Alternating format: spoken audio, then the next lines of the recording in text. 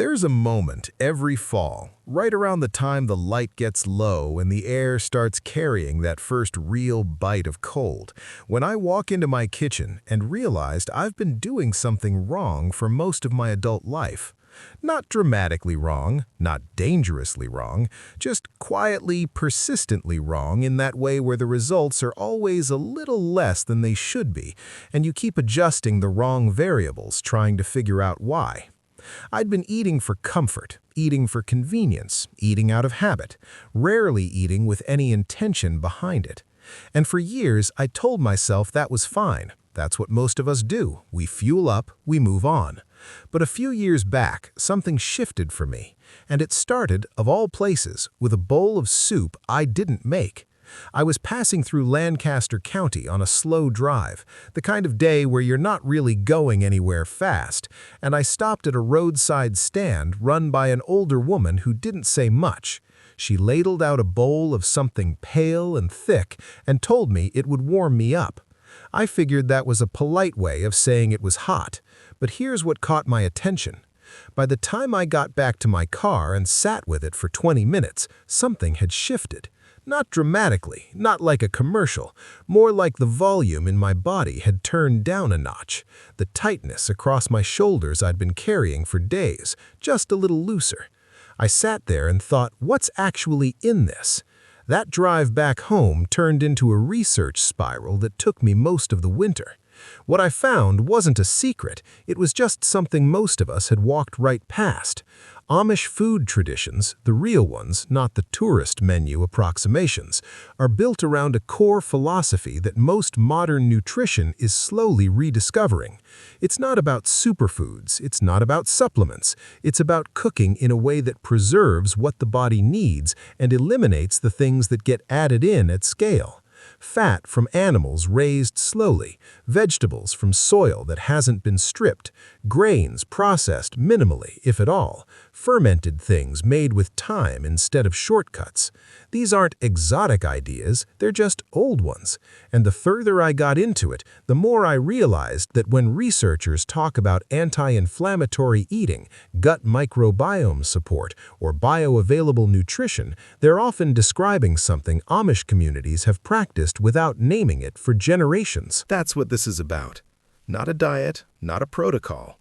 5 specific meals, the kind you'd actually eat on a Tuesday, the kind that don't require sourcing anything from a specialty retailer, that carry real, documented benefit for the body. I want to walk you through each one honestly. What's in it, why it works, what most people get wrong when they try to replicate it, and how to make it the way it was actually meant to be made. Stick around through all 5, because the last one surprised me more than anything else I found, and I didn't expect it to. And I want to be honest with you up front about one thing. I'm not going to tell you any of these meals will heal you instantly, the way a headline might promise. What I'll tell you is that people who have eaten these foods consistently, in the way they were intended to be made, tend to feel better over time. Calmer digestion, more even energy, less of that low-grade inflammation that most of us carry without realizing we're carrying it. That's a quieter promise than instant healing, but it's an honest one, and I'd rather give you that than oversell something that ends up disappointing you in week 2. The first meal is bone broth soup, and I know you've heard of bone broth. I know it's been through its trend cycle. But the version I'm talking about is not the stuff sitting in a carton on a grocery shelf. The Amish approach to bone broth starts the night before the meal, or even 2 nights before depending on the household. Bones, ideally knuckle bones, feet, or neck bones from pastured animals, are soaked in cold water with a splash of raw apple cider vinegar for anywhere from 1 to 4 hours before any heat is applied. That step matters more than almost anything else in the process, and most people skip it entirely.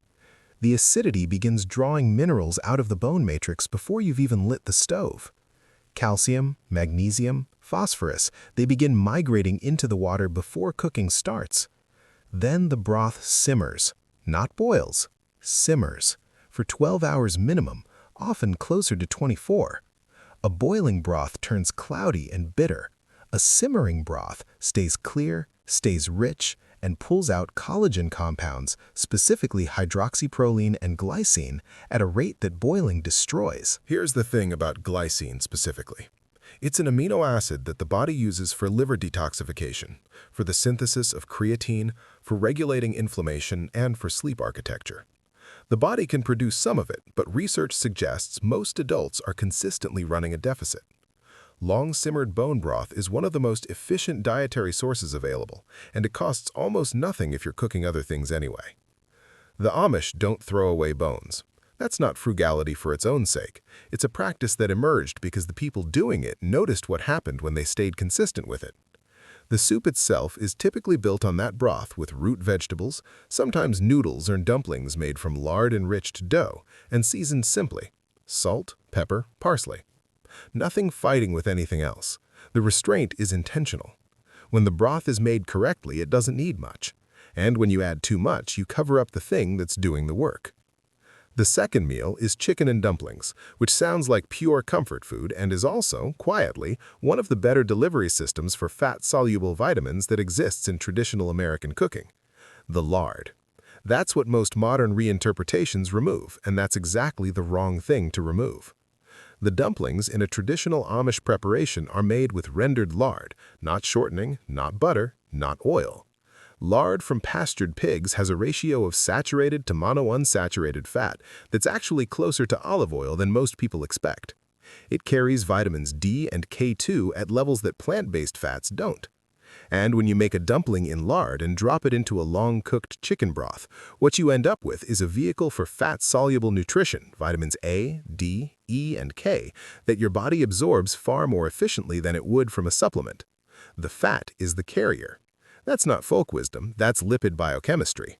The fat-soluble vitamins require dietary fat to cross the intestinal wall into circulation. You cannot absorb them effectively without it. The chicken itself in this preparation is typically a stewing hen, an older laying hen, not a 6-week broiler. Stewing hens are almost impossible to find in most grocery stores now, which is one reason this meal has lost so much of its character in modern kitchens. A stewing hen has spent a year or more moving around, developing muscle, developing connective tissue, developing depth. When you cook it low and slow for 3 or 4 hours before the dumplings go in, the collagen from that connective tissue dissolves into the broth, the same way bone broth does. You're getting glycine, you're getting proline, you're getting a broth body that no store-bought stock can replicate.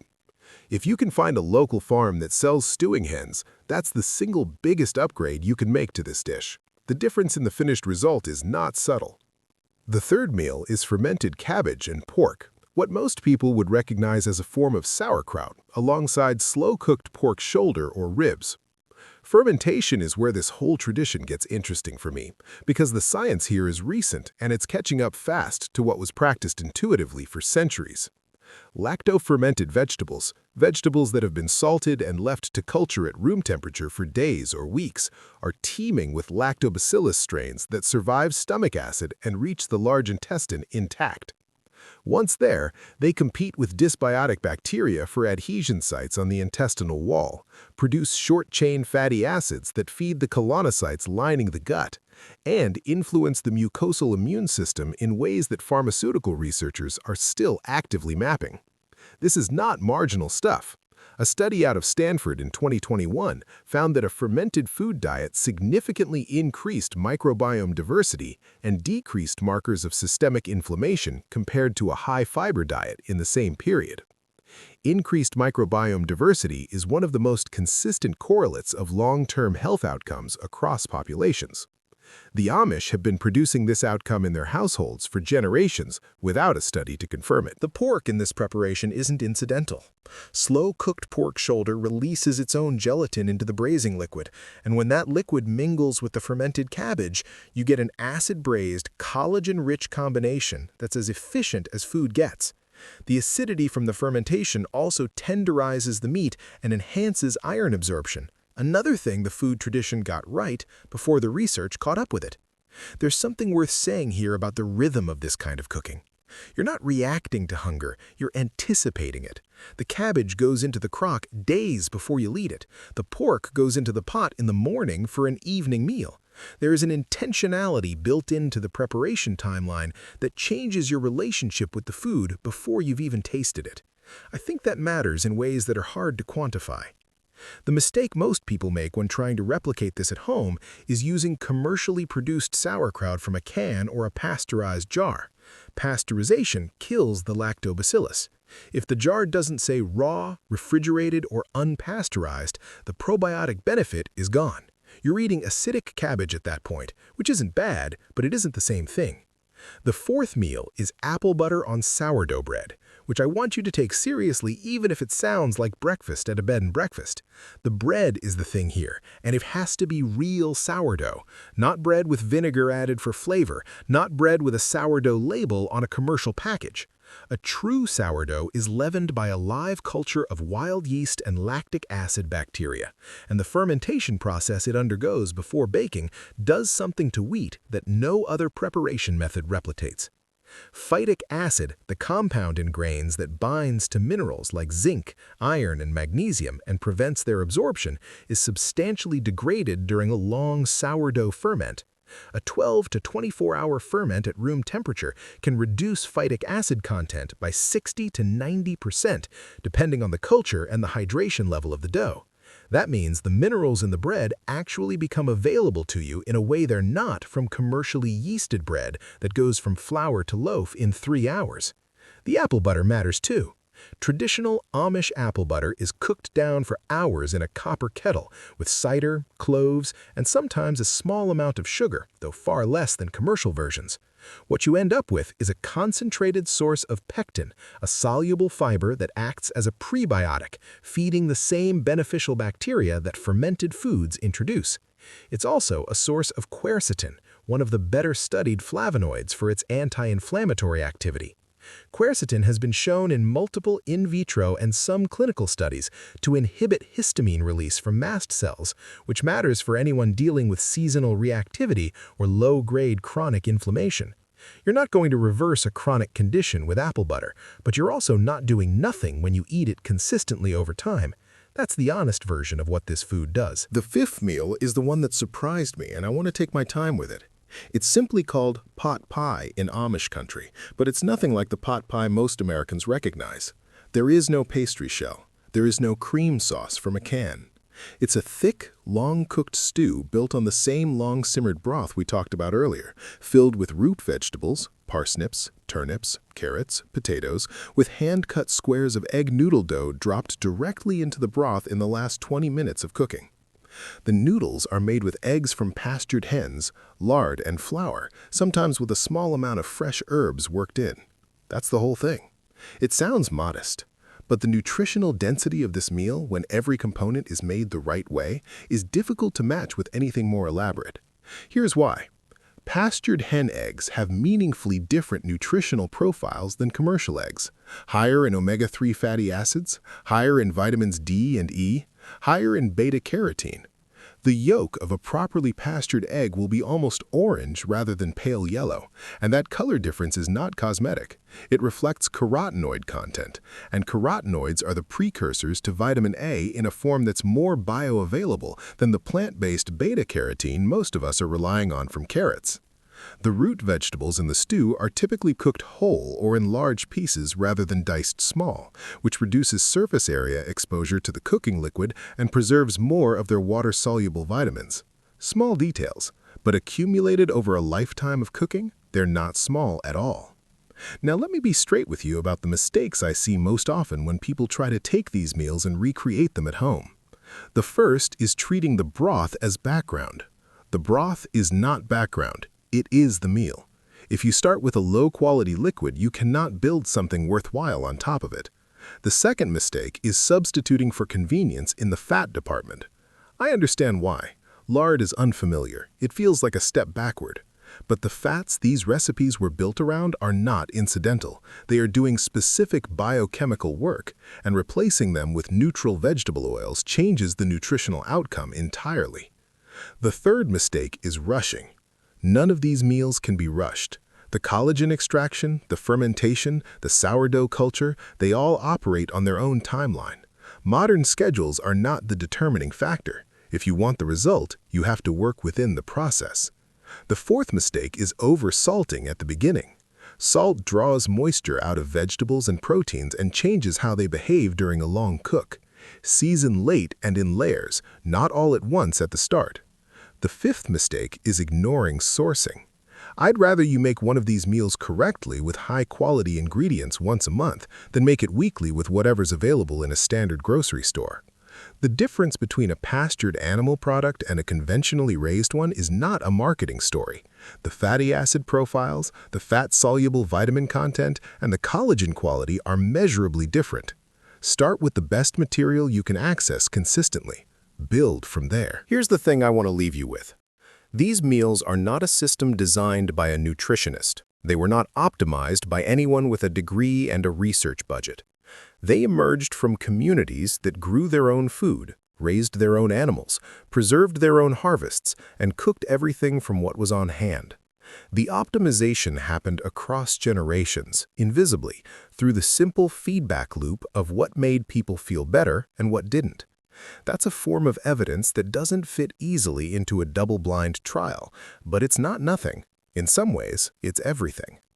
The family that has eaten simmered bone broth through every winter for 150 years knows something that a 6-week clinical trial is only beginning to describe.